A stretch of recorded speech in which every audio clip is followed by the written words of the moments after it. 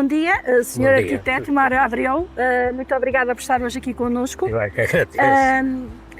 Fazermos uma viagem sobre a história dos mais de 20 anos da Biblioteca Lúcio Craveiro da Silva. A biblioteca abriu em dezembro de 2004 ao público, todavia houve uma importante ação na projeção, naquilo que era a linha estratégica de construção do edifício para uma urbe acima, na altura dos 200 mil habitantes, e que foram pensada, e uma estrutura que foi pensada exatamente não só para servir uma comunidade de 200 mil habitantes, e também para, no fundo, acolher e dar sequência ao depósito legal que era aqui recebido inicialmente e que de alguma forma vinha servir uma população na leitura pública, que era esse o requisito. Quais foram para si, na altura, os principais desafios que se lhe colocaram a quando do projeto e do projeto de arquitetura deste edifício? Já agora, de facto, todo este processo nasce muito antes de 2004. Portanto, de facto, tem 20 anos de funcionamento a biblioteca, mas o concurso para o seu projeto foi de 91. 91. Ou seja, 13 anos, não é? Sim, basicamente 13 anos antes. 13 anos antes.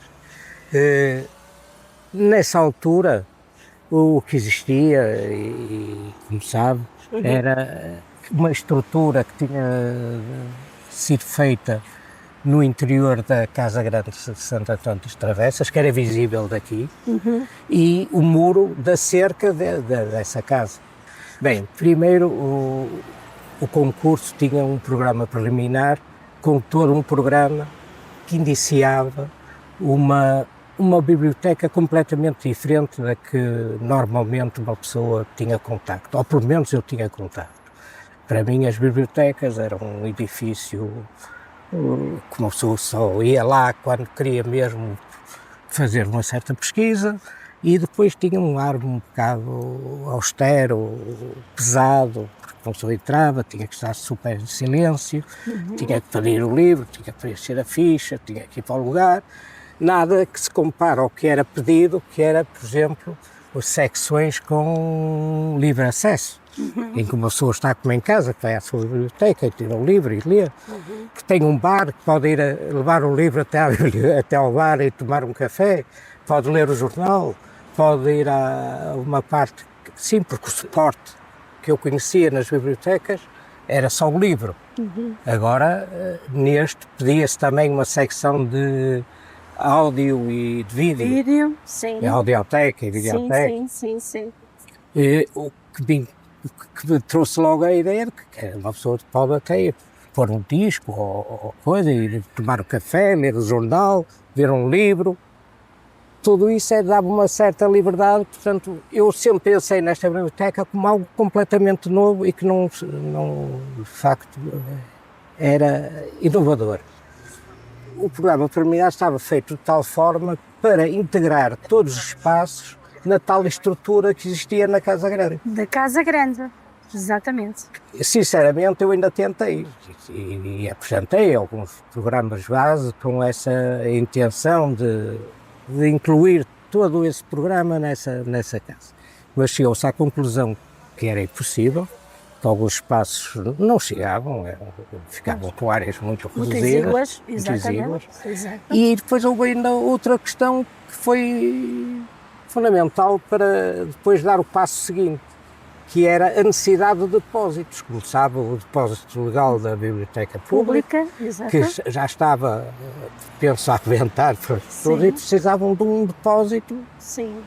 Um novo depósito para dar sequência ao acolhimento das monografias, essencialmente. Na altura ainda se tentou só crescer, digamos, quase uma construção em L, que desse o remate às construções daqui da Frei Caetano Brandão, e ao mesmo tempo comatasse todo este lado nascente,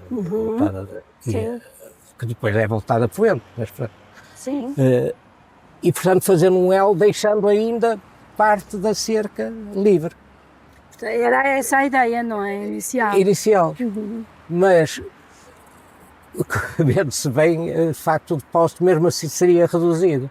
Portanto, tentou-se que esse depósito ocupasse toda a área disponível, que era toda a cerca. Da cerca do dito logradouro, que na altura Exatamente. depois acabou E por o ser que é que escavado. tínhamos? Como sabe, nós estamos, penso, que no que seria o local de fórum, não é? Exatamente, aqui exatamente seria o nosso Portanto, fórum romano. O nosso Exatamente. fórum romano está aqui. Está aqui o nosso César Augusto que não nos deixa que não mentir. nos deixa mentir. E isto quer dizer que, quase certeza, tudo o que estava dentro da cerca, toda essa área, teria vestígios romanos. Que haveria um que foi logo descoberto do início, que era uma calçada medieval, que seguia, ao fim e ao cabo, o trajeto do Carlos Do Romano. Carlos Romano. E que, pronto, embora estivesse em muito mau estado, a ideia inicial era conservar parte, que aliás foi conservado. Há depois ali quase que parece uma amostra Uma mostra, exatamente. dessa pavimentação. Quer o Decomanos, quer o Cardos, eram da Ínsula, eram uma estrutura porticada que dava para essas ruas, digamos. E estes envasamentos que agora são visíveis, só no fim quase da obra é que são descobertos. Portanto, onde está neste momento aquele senhor, por exemplo, a passar, que deve estar no alinhamento é que tinha uma parte toda em vidro, porque isto tem um ritmo, não sei se já reparou, que só abre com vidro na zona dos pilares. Pois. E os restos panos em tijolo de vidro. Pois, mas houve, nessa altura foi essa... Mas aí, nessa parte, era toda em vidro, que era para... E trazia-se uma marcação forte desse arruamento cá fora ao passeio. Ah, ok. Com o aparecimento disto, há um virar de foco. O foco vai mais para estes achados. E, portanto, quer dizer, toda aquela superfície de vidro é que aparece nesta... É fruto desse aditamento com base nisso. E então, o processo de construção iniciou-se daquela zona do lado da Casa Grande. A Casa Grande, a estrutura foi feita ainda com base na Secretaria de Estado, do IPAR, na altura. Que aquilo seria para os serviços regionais do IPAR ou para os serviços regionais da Arqueologia do Norte, mas que estavam também sob a alçada do IPAR. Do IPAR, exato.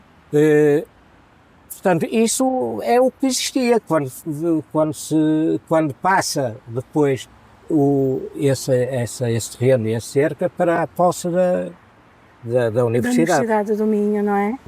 Vamos saltar no tempo, portanto, já para este projeto, não é? Sim, já para o projeto final, não é? Para o projeto final, em que a intenção deste projeto era, por um lado, ser evidente que era um equipamento, mas mais do que isso, também permitir que as pessoas que aqui passassem percebessem um pouco do que se passava lá dentro. E por isso se deixou os rasgamentos de vidro para as pessoas permitirem que depois, com as tais achado, ainda é mais visível, não é? Claro que sim. Neste ângulo. Sim. Naturalmente, todo o aspecto da luz é importante numa biblioteca, da luz natural, não é? Da luz natural, mas também as pessoas perceberem-se do ambiente que se vive dentro da biblioteca. Exato. E poderem ser um convite. Convite à entrada e ao usufruto do espaço.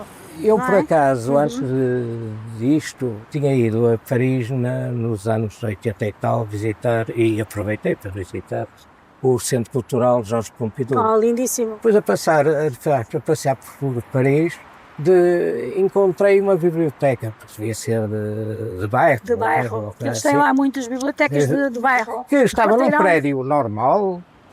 Imagina um supermercado, não é? Na base, todo em vidro. Simplesmente o que se passava lá dentro era uma biblioteca. E uma biblioteca que depois entrei e tinha lá, por exemplo, uma secção só para as crianças. Pois. Portanto, eu tive um pouco o contacto com, penso que a filosofia que estaria inerente a este programa, um pouco antes, nos anos antes. Sim, Que não sim, sabia sim. que ia servir para alguma coisa. E estar numa biblioteca, numa zona desta movimentada, com o carro sempre a passar, acho que devia haver, pronto, uma certa, criar um certo filtro entre o exterior e o interior. Sim. E, portanto, embora tudo em vidro, como o tijolo de vidro, também é vidro, Sim. tentou-se, ou tentei, tornar que as pessoas que estivessem dentro da biblioteca, a ler e não sei o quê, tivessem um certo mais recato. Pois. Embora sem tirar a hipótese das pessoas cá de fora verem o que se passava lá dentro. Muito bem. O núcleo central desta biblioteca é um pátio, quase como antigamente os claustros. Exato. Sim. Que para além da luz que temos por aqui por fora, não é?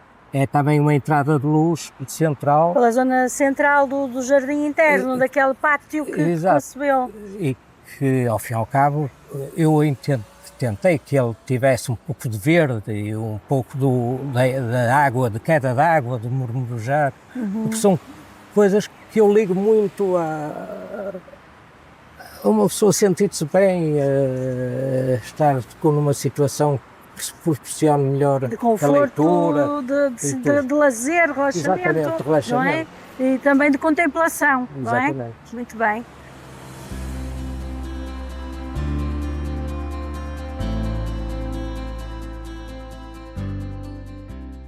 Quais foram os principais desafios de integrar uma cloaca romana, a calçada medieval e o próprio arco judaico, que também sabemos que sofreu alguma movimentação? Quais são os seus principais desafios, neste sentido também que sempre teve em conta da boa apropriação e convite à apropriação do espaço e dos serviços por parte dos nossos cidadãos? Eu acho importante que o edifício conserve a memória das várias fases do que passou aqui.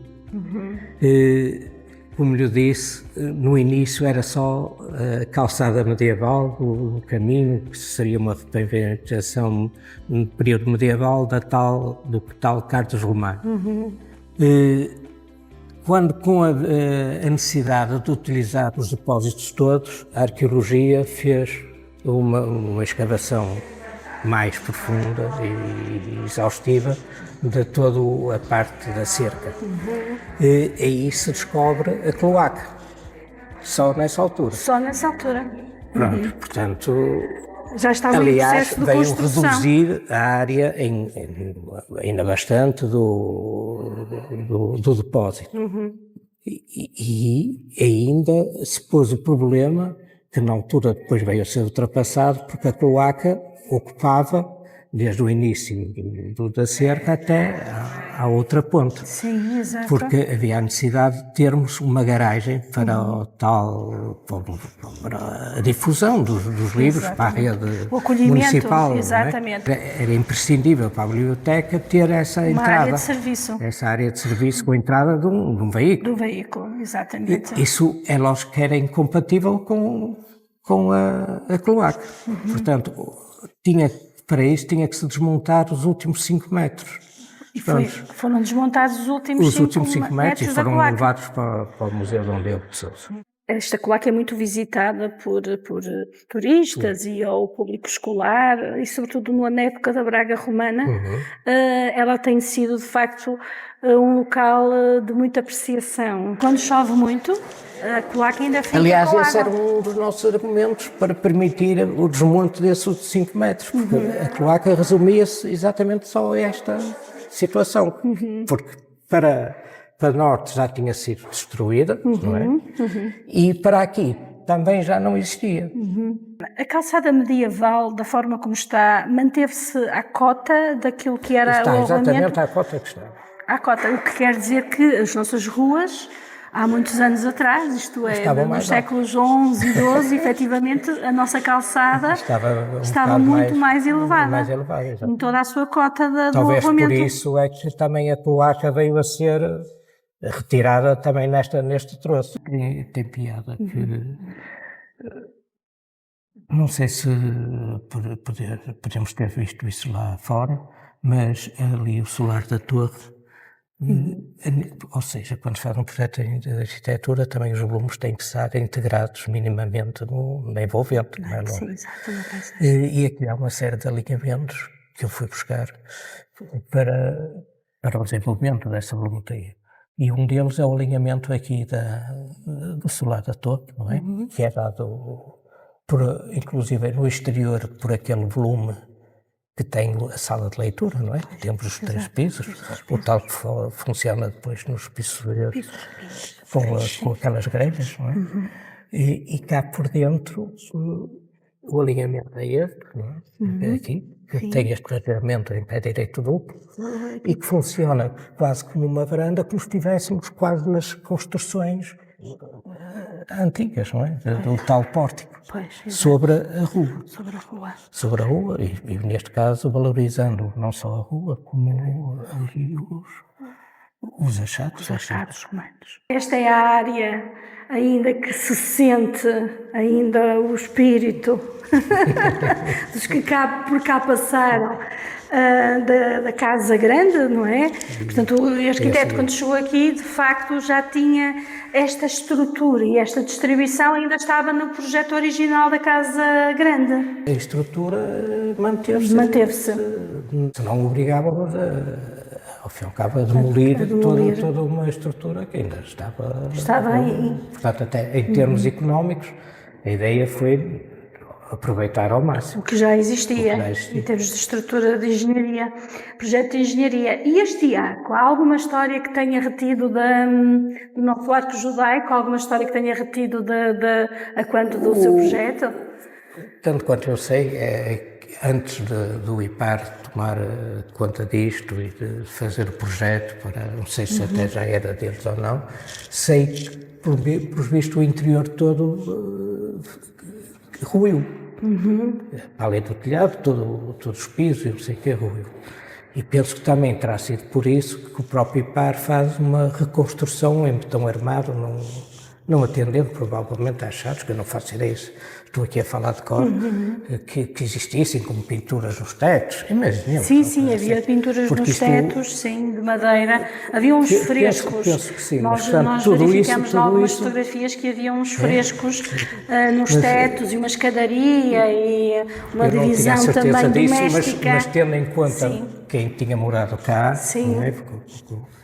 Provavelmente seria uma casa com algum interesse. Sim, era. Das fotografias que nós podemos observar, que nos foram cedidas pelo Museu Dom Diogo de Sousa, efetivamente havia aqui um nível de habitabilidade do espaço, onde se vê, inclusive, um poço, que me pareceu um poço de água, uma escadaria lindíssima, uma claraboia, inclusive uma claraboia lá em cima mesmo no último piso, e uma paisagem sobre os tetos aqui do centro histórico, que se destaca naturalmente a todo também da Sé, que se vê claramente, e nessa altura já havia essa distribuição muito simpática da casa, não é? Que também na altura tinha já funcionado anteriormente à alberga, não é? De 1949, salvo erro, ele estava datado de 1949, mas antes disso tinha passado aqui neste espaço, curiosamente também, tinha funcionado uma judiaria. Exatamente. Um espaço, não é, religioso, de encontros, e vai daí que este nome, exatamente. No ar. Sabia que existia este arco, não é? E ele já estava desmontado e numerado com as peças numeradas. Sim. Portanto, era quase impossível pô-lo no sítio certo, porque eu não tinha sequer elementos para isso. Portanto, ao fim e ao cabo, utilizou-se como um elemento. Uma passagem, um elemento de memória que se sabia que foi aqui. E já agora fosse num sítio que também, como ele já era porta, não é? Exatamente. Constituía uma porta que fosse também a zona de uma zona de passagem. Exatamente.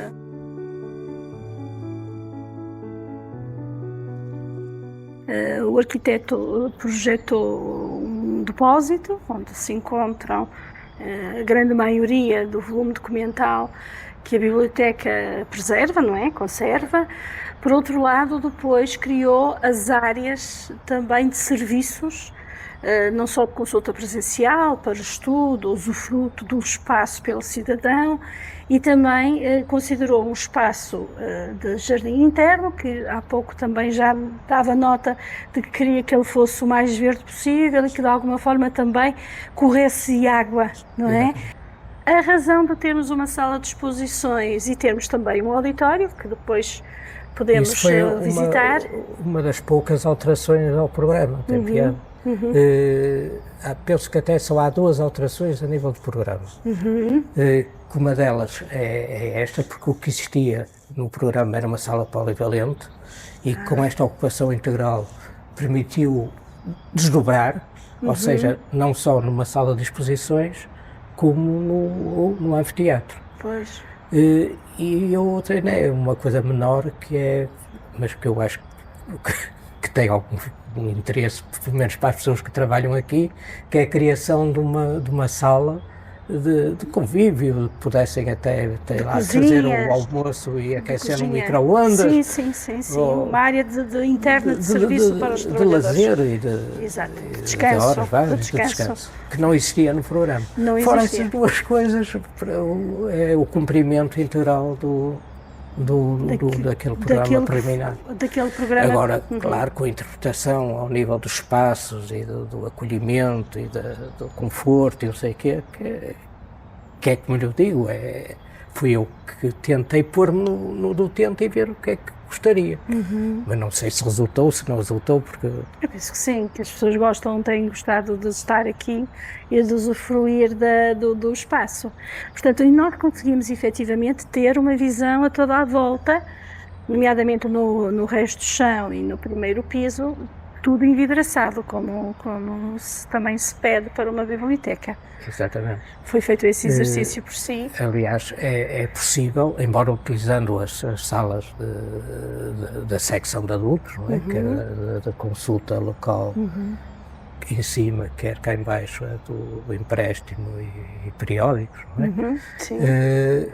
Há a hipótese de uma pessoa circular à volta sempre, também por dentro deste pátio. Exatamente.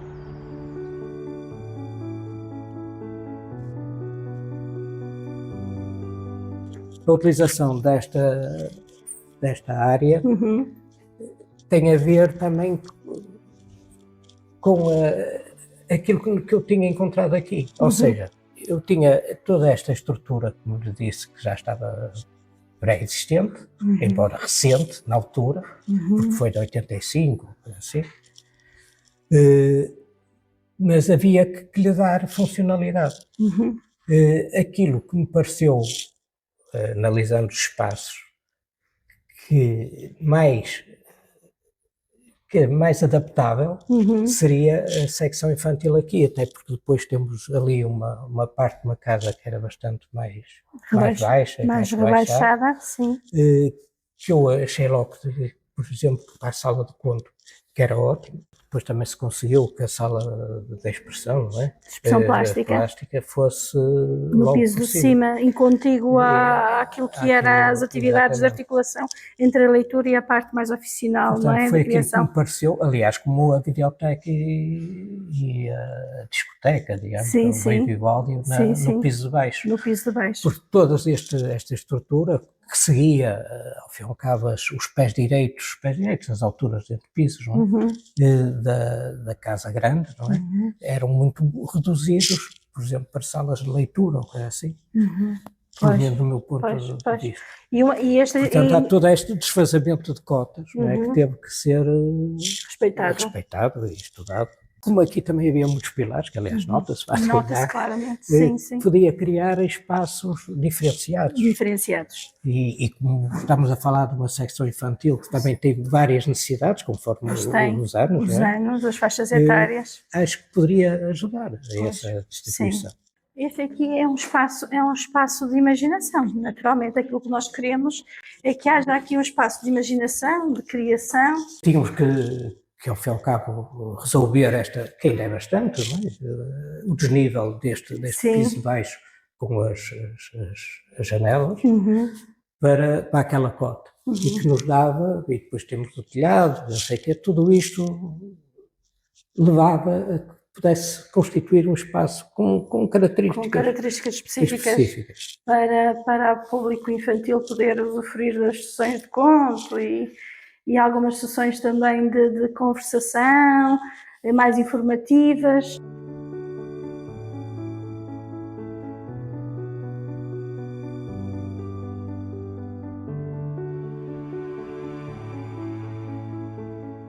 Criou esta segunda entrada pela Rua Frei Caetano Brandão. E muito bem, sim.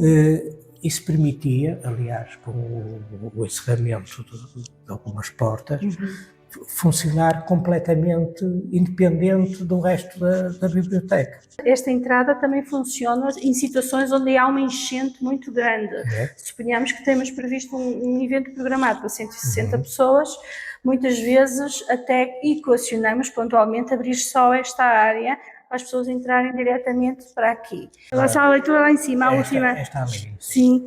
Porquê é que pensou na sala tão ampla, da forma como está, e porquê é que pensou, ou se era já do projeto ou do programa preliminar, a existência de cabines de leitura individual? Não é do programa preliminar, mas é do IBL, na altura. Sim, do Instituto Português do Livro. Eles é que sugeriram essa situação. Das cabines de leitura individual. Ok. Para investigadores. Sim. É isso que pelo menos que eu entendi. Sim. Ela tem uma área muito alargada para estudo e depois, na altura... Sim, porque na altura penso que nem sequer as estantes lá ao fundo existiriam, porque era mesmo só para consulta através do pedido aqui à zona do pedido de... ok. Portanto, esse tinha sido, na altura, o seu pensamento maior. Sim, porque penso que vinha também um bocado da leitura do próprio programa preliminar.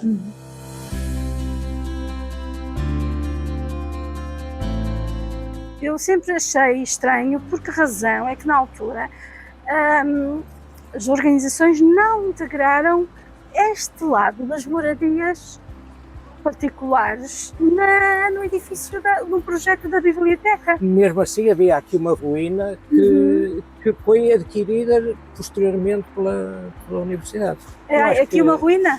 Aqui havia uma ruína de uma casa. Porque estas casas aqui, efetivamente, depois com a construção de edifício, elas ficam aqui um bocadinho, dir-se-ia, no quarteirão daquilo que podia ser a nossa biblioteca, não é?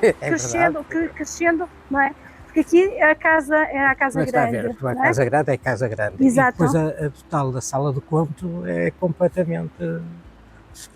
parece outra, não é? Pois é, exato, tem razão. Houve um decreto que obrigava todos os edifícios públicos a ter uma obra de arte. Não sei se já reparou naquela escada, a escada de acesso ao primeiro andar, quando se entrar, daquele emplazamento, onde se pode pôr as últimas, sei lá, novidades até, que saem, não é? E depois tem uma zona até, um remate. A ideia era ter ali uma escultura que, ao fim e ao cabo, simbolizasse este tipo de biblioteca, uma biblioteca mais aberta, mais, não é? Sim. Mais amigável com as pessoas. Foi retirado daqui para restauro a nossa imagem de Santo António, e que está ali na posse do Museu Dom Diogo de Sousa. E nessa altura já houve tempos em que se colocou a hipótese de ser colocado lá, por baixo dessa escadaria, já devidamente acondicionado dentro daquilo que eram as orientações de conservação para a peça dadas pelo Museu Arqueológico Dom Diogo de Sousa. Eu acho que devia ser uma peça contemporânea e que simbolizasse de facto, quer dizer, aquilo que eu sinceramente... Que simbolizasse a leitura. E o espírito desta biblioteca mais aberto. Simplesmente, por exemplo, o que é que eu imaginava? Imaginava até uma pessoa ali meio reclinada naquele parte de mármore, a ler um livro. Era mais simbolizar a vontade com que se poderá estar numa Muito biblioteca. Queria lhe dar os parabéns por trabalho que foi executado durante estes últimos 20 anos, não é? Obrigada. E que, aliás, os prémios têm traduzido essa importância. Aliás, penso que até li que na última semana foi atribuído mais um prémio. Um prémio projeto nacional Incluir do Mais. Incluir Mais. Tem a ver com o projeto Portanto, de integração de por um lado, pessoas queria dar esses parabéns. com necessidades E claro específicas. que, sendo os 20 anos, eu gostaria de fazer votos que este trabalho continuasse. Com esta e dinâmica. com esta dinâmica e, de facto, continuasse a biblioteca a ser uma referência no panorama cultural, que o é. Ficamos por aqui então, arquiteto. Foi uma viagem no tempo, na sua memória, naquela que é a sua biblioteca também, e aquilo que foi... Espero é que seja a biblioteca de todos. De todos. Uma biblioteca desta deve ser exatamente isso, para todos. Para todos. E nós fazemos votos e também fazemos esse trabalho diário de integrar todos, criando essa facilidade no acesso, sempre com base tendencialmente numa gratuitidade dos serviços prestados, para de alguma forma alcançarmos a nossa missão maior, que é aproximar as pessoas, não só de questões de atos e dinâmicas culturais, mas sobretudo aproximá-las do livro, da leitura, do jornal, de uma revista e também, por sua vez, de informação.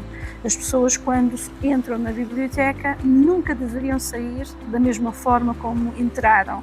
Isto é, têm que sempre levar alguma coisa com elas que lhes tivesse dado algum acrescento naquilo que é o seu pensamento e o seu conhecimento sobre o mundo, não é? Sobre os saberes. E, portanto, essa é a missão. Só assim é que podemos evoluir, com mais conhecimento, com mais... Exatamente. E esse é o nosso propósito, e é o propósito da equipa da biblioteca, e nós agradecemos muito esse seu tempo. E que venham mais 20!